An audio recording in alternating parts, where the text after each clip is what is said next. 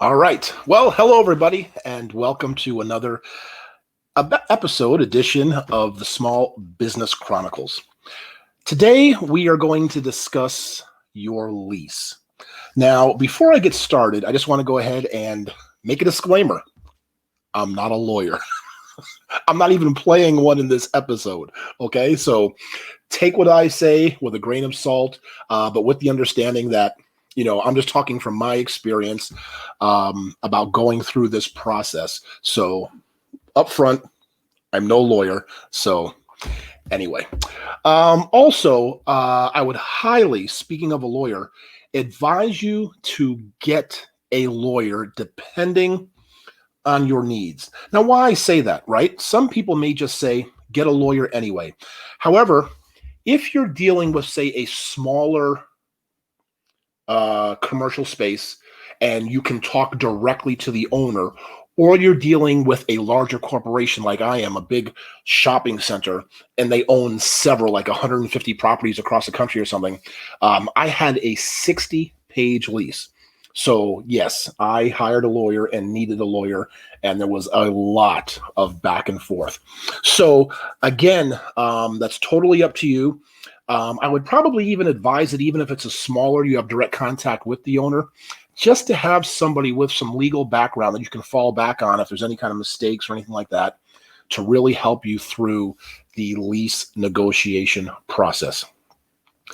Another thing to be concerned about when you're doing your lease, and I had to do that, especially some of the mistakes I made here in Las Vegas, is be clear on your jurisdiction. What I mean by that is literally across the street, my business, my address is Sahara Avenue. On the north side of Sahara, I am in the city of Las Vegas. The south side of Sahara, literally across the street, businesses on the other side of the street are in Clark County. So I was going to a lot of the wrong places to get information, unbeknownst to me, until there was a critical point where I discovered my mistake, and then I started getting things done right. So make sure that you know exactly where your business is located and what kind of jurisdiction it falls under. Okay, whether you're county, city, state, unincorporated, there are a whole bunch of different kind of things. So please make sure you're totally aware of that. Now, before we get into the particulars of the lease, and again, I'm just taking some highlights from my lease, bringing them out, some things you may be aware about. There are literally dozens of things we could discuss, but I can't go through all of them. I'm just going to go through the things that I noticed, I discovered, and maybe I can help you with them to get through your lease. But when you're negotiating, remember, you just have to kind of literally put out everything, like the best, and just to kind of exaggerate, use a little bit of hyperbole, like, you know what, I want to pay $1 a month, I want a year free, and you know what I mean, just be, whatever. But seriously, why not? What does it hurt? Because you're going to negotiate. There has to be that back and forth, because the last thing you want is for the landlord to immediately take your first offer and you're like, oh, wow, what if we would have asked for less, or what if we would have presented less? So do it. Why not start there? That's what this process is. It's all about negotiation. So you need to make sure you go into this with that in mind. Okay. So now let's get into a couple of different areas. So first of all, one of the things in your lease is going to say permitted use. Now, again, these are things where you probably really should get legal help to make sure you understand a lot of this legalese, because a lot of that stuff is just words and it could make your mind numb. But lawyers, that's what they're trained to do. That's what they're trained for. They know the legalese. They understand the language. Permitted use, right? What can you do in your establishment? I've known friends who opened up a place and come to find out later they were not zoned properly to serve food. So That's what I mean about permitted use. Make sure you know, again, with the jurisdiction where you are, but what your particular space where you are renting allows. Can you serve food? Can you do this type of business? Because again, remember, there's a lot of places that if you have alcohol, which I do, a beer and wine license, you can't be within, I don't know, 100 yards of a school, 100 yards of a church. I don't know. But you know what I mean? There are these certain restrictions. So if you have an idea or a design for your establishment, the kind of things you would like to do, make sure that the uses are permitted in that clause in your space. Okay? Permitted use. Very important. The hours of operation. Now, this is a clause I had in a section I had in my lease, and you may have in yours. Now, you need to be careful with this because depending on whether the landlords are sticklers, they want to, this or that, they may require you to have certain hours of operation. They may require you to be open 7 days a week. They may not allow you to be open till 1, 2 in the morning if you wanted to. So again, that's why even before you get to this lease process, you need to have a very clear business plan about your hours of operation, all that kind of thing. Of course, you're going to have that in your business plan, right? For general potential revenue. So make sure very clearly you know in your lease your hours of operation. And you can also put caveats, right? You can maybe say 11 or 12 will close at. Sundays we may be open at blah, blah, blah, whatever. Okay. But again, be careful with the hours of operation. You may think, of course, I'm going to get this right. Commencement date and termination. Now, why this is very important, you may think it's clear cut because, hey, I signed a lease from June 1st of, 2020 to June 1st of 2023. It's clear cut. Well, is it? What if you got 6 months free rent? Did the landlord not start the lease until December 1st or January 1st? You know what I mean? So make sure you know clearly when your lease ends and when it begins. And also, as far as length, going into these places, that's a discussion also. Now, the landlord is going to try to get you into a 5-year lease probably at the minimum. That's what most of them want. A lot of them want at least 3 years. It's very hard just to get a 1 year, month to month, or any of these other kind of crazy deals. But who knows? Coming out of this pandemic, a lot of those options may be on the table. So, and it's up to you, right? The ball is going to be in your court now coming out of this. So we're going to have a lot more power in negotiating contracts. So make sure, again, like I said in the very beginning, go for the moon. All right, put that in there. But very, very specifically, remember your beginning date and your termination date. Options for more years or more time. This is a good thing, in my opinion, and also my lawyer advised me this also, to negotiate up front, because you do not want the balance of power per se, to shift to the landlord. And what I mean by that is, say you sign a 3-year lease and the business is beyond successful, your wildest dreams, and you want to negotiate a new lease. The landlord's going to know that as well. So you really think you're going to get any great deals? Because they are now going to have the power. So in the very beginning, I highly advise to put in options. After your 3 years, another 3-year option or whatever, X amount, X that, this and that. And you know what I mean? So just make sure you keep the power in your hands for those options at the very beginning. Now, next, TI. TI is a term you're going to see a lot in this genre. That stands for tenant improvement.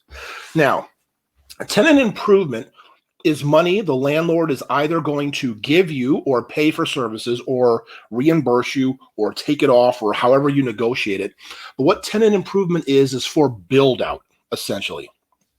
If you go into an empty shell space, literally with nothing, and they're going to put in walls, put in bathrooms, put in plumbing, do whatever, that's tenant improvement. The landlord may contribute to that, and they should, depending on, again, on your length of lease, what the rate is, and all that kind of stuff. But these are kind of things you're going to ask for. And what you also want to consider is there have to be improvements. For example, if you have carpet's going to get dirty. It's going to get smelly. It's going to get nasty. People are going to spill things on it. You're going to need to change it. You can put in your contract, after 2 years, I would like my carpet to be changed, and that be in your contract. You can negotiate that. Again, if you're going to take anything away from this video, the one thing you need to take away is everything is up and available for negotiation. Everything. So do not think you cannot ask, or do not be afraid to ask. Negotiate. That's what this game is all about when it comes to the lease. Okay, so tenant improvements. If you have an idea, you want to do things, ask for it, put it in there, get it done. But again, remember, they're only going to do what is commensurate with your length of time. For example, they're not going to give you tons and tons of money if you have a 2 or 3 year lease. If you have a 5-year lease, they'll give you more. If you have a 10-year lease, they'll give you a lot more. Again, because they need to recoup their investment. So remember that and keep that in mind as well.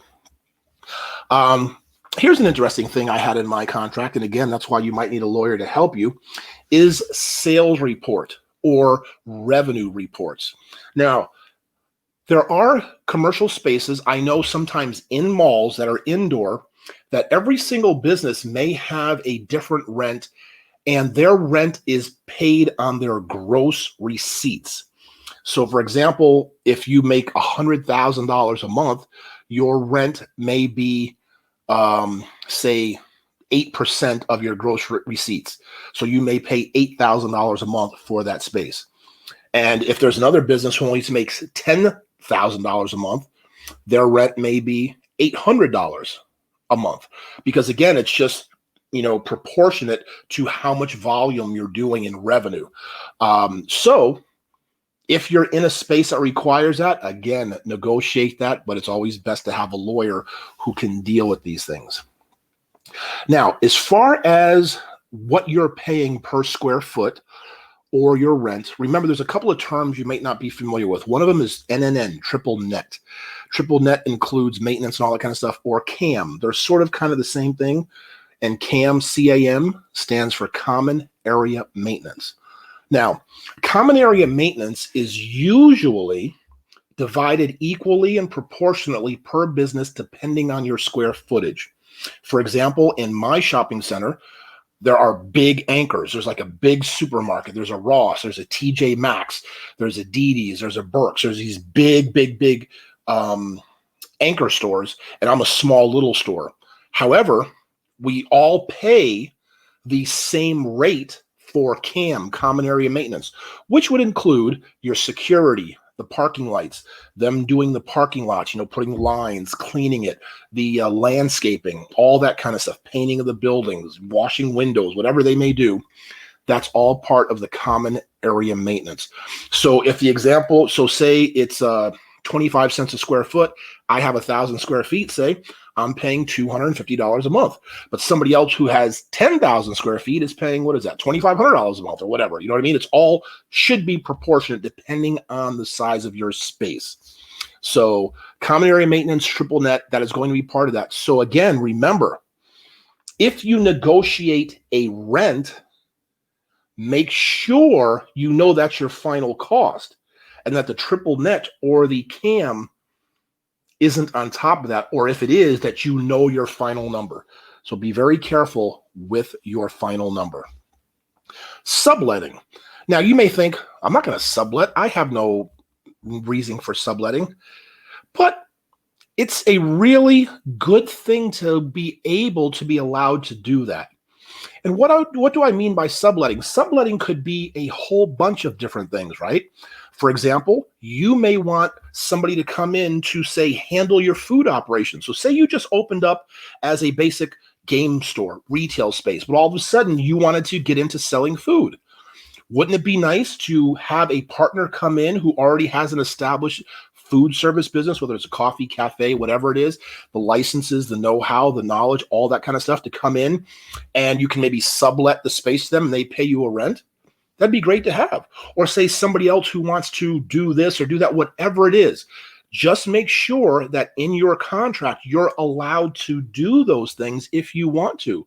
Because again, who knows if all of a sudden you do something that becomes tremendously successful, and all of a sudden the landlord comes in and says, hey, you're not allowed to do that.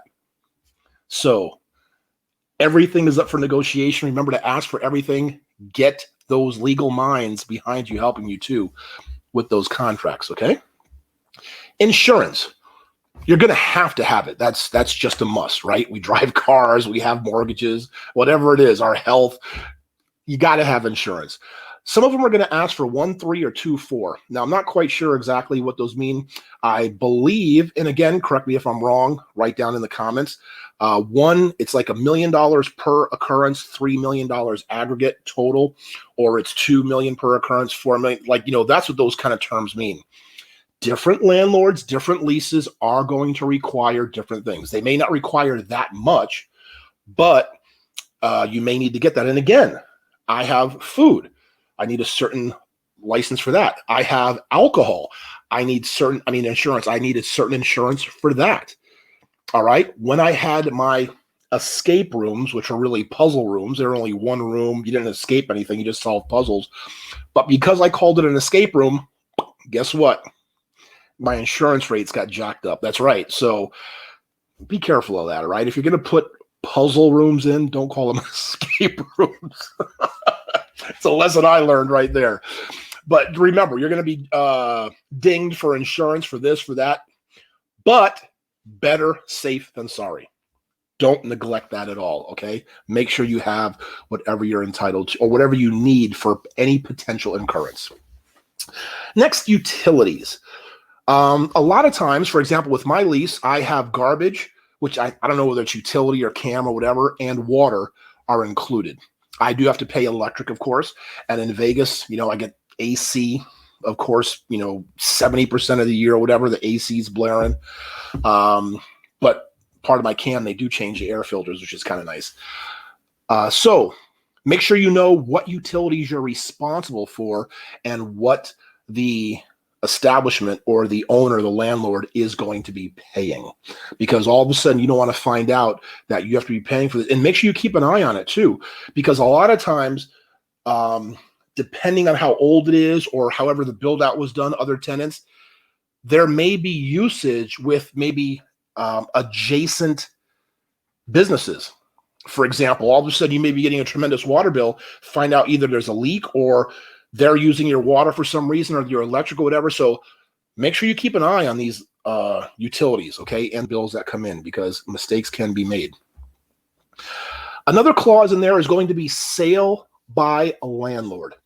Now, in my situation, again, I'm in a rather large complex. I don't know, must be 60 available spaces, if not more, or whatever. And like I said, big anchors, small stores, whatever, a whole big thing. A lot of times in my situation, my kind of place that I'm in, the landlords get into a flipping game. Okay. They become professional flippers, and that it's a big game where they get to 80% occupancy, then they flip it and sell it to somebody else, because a buyer comes in and be, oh, wow, you've got 80% occupancy, 80% leases, good, they're paying out. Well, yeah, let's buy it, do this. So what happens? People leave, whatever, they get up to 80, 85%, boom, they flip it. It's just a game. Okay. So make sure that clause is very well understood by you, what that entails. Make sure that your contract is going to be valid. This is kind of standard, but again, a lawyer will help you with this, that it will be standard with the sale of the building, the lease, the shopping center, whatever it is with your property. Okay. Also, relocation of tenant. Now, relocation of tenant is a big deal. They could, depending on the wording in your contract, again, lawyer, just tell you, hey, we need this space for something else because the big anchor next door to you wants this space. We're moving you over there. Know your rights. Make sure in your contract you know what you're entitled to or what your rights are if that happens. Maybe it comes to, well, you know what? I'm going to end my lease, go somewhere else. Or I want that spot at this rate or whatever. Again, everything is negotiable. Hire a lawyer, make sure you get all these things looked at in your lease. Advertising expenditure. Yes, depending on, again, your lease, they may require you to spend X amount of your gross receipts or X amount, whatever it is per month. It could be prorated like the CAM, depending on your square footage or whatever, on advertising, and they may want proof. Okay? These, again, are things with a 60-page contract. There were a lot of things in there I did not know about that I may be responsible for that my lawyer explained to me, talked to me about, and told me about all these kind of things.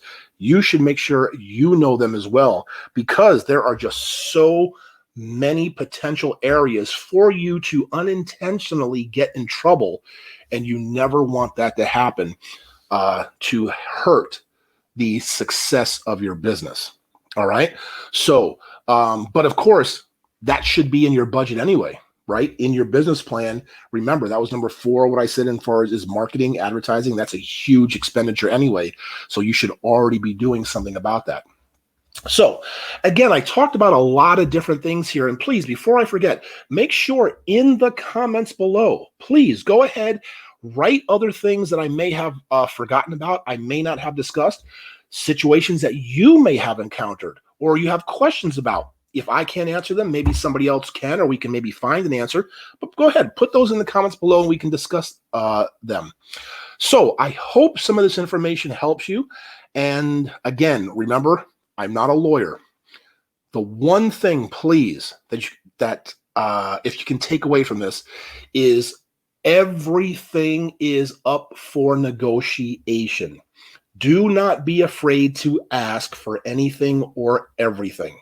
And if it makes you feel better, make sure it's in writing in the lease. But again, what would help with all of this is if you have legal aid, legal assistance to help you through this process. Again, realize those dreams, write that business plan, and hopefully you can go ahead and get that business open. Thanks for watching another episode of the Small Business Chronicles.